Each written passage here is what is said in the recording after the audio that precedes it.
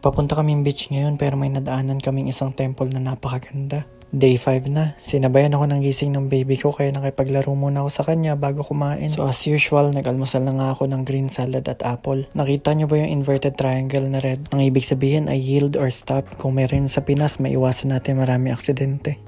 Pagkatapos ng morning classes, ito na yung school lunch namin.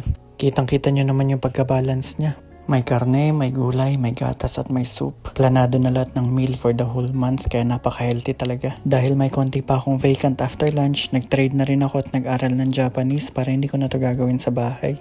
Excited na lang ako palagi umuwi dahil gusto ko na makita yung mag-ina ko. Pag uwi ko nga ay nagyaya naman yung misis ko na maglakad kami sa labas kahit mainit pa. Ang plano namin ay pumunta sa dagat pero nakaka-relax talaga tingnan yung neighborhood dito. Napaka-peaceful niya at slow life lang talaga.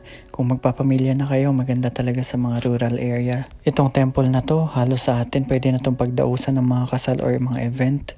Kung pupunta ka sa mga ganito, wala tong bayad, basta ka na lang papasok. Sa bawat pillar, naka-ukit yung mga pangalan ng mga taong nagdo-donate para mabuild yung temple. Isang liko na lang ay nasa dagat na kami. Pagtaas namin dyan, makikita na namin yung view dun sa dagat. Ito pala yung pangalan ng temple. Kung nababasa nyo yan, paki-comment naman. Hindi kasi ako nakabasa ng kanji. Sa paglalakad namin, may mga part na hindi naman mainit. Kaso kapag natutukan ka talaga ng araw, napakainit. May nakilala kaming Japanese dito na naging kaibigan namin. Pinapunta niya kami doon sa rooftop nila para makita namin magandang view ng dagat.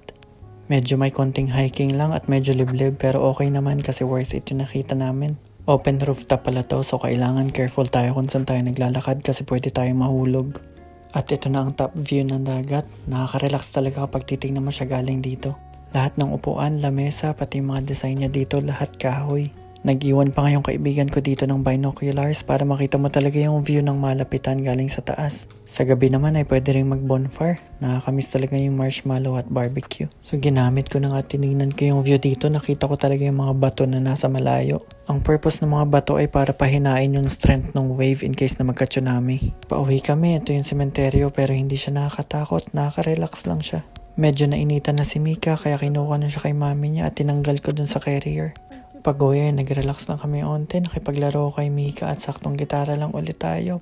Nag-aaral ako ng kids songs para kay Mika. At eto na, back to reality. Tirahin na natin mga house chores. Kahit nakakatamad, ultimately lahat yun nagko-contribute sa pag-take care ko sa mental health ng asawa ko at kay baby. Saktong basketball lang rin tayo pamparelax, cardio pala tayo at kettlebell ngayong araw. Ni hindi man lang ako nakashoot kaya bumawi na lang ako sa kettlebell. Ang dinner namin ngayon ay napaka-special na Goya Champuru. Specialty pa to sa Okinawa, samantalang sa Pilipinas ang tawag natin dito ay ampalayang may itlog.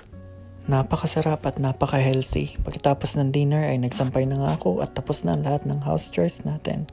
Day 5 moral lesson, alam nyo na, wala.